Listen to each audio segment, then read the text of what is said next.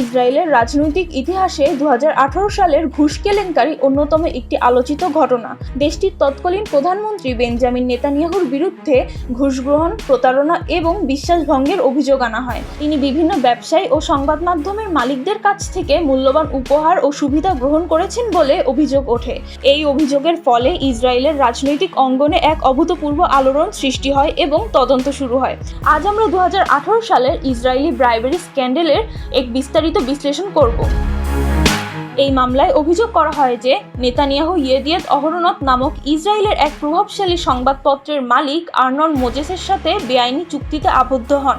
অভিযোগ অনুসারে নেতানিয়াহু ইয়েদিয়েত অহরনতের প্রধান প্রতিদ্বন্দ্বী ইসরায়েলের হায়ম পত্রিকার উপর কড়াকড়ি আরোপ করতে চেয়েছিলেন, যাতে ইয়েদিয়েত অহরনত তার পক্ষে ইতিবাচক সংবাদ প্রকাশ করে। যদিও এই পরিকল্পনা বাস্তবায়িত হয়নি, তবুও নেতানিয়াহুর বিরুদ্ধে ক্ষমতার অপব্যবহারের অভিযোগ আনা হয়।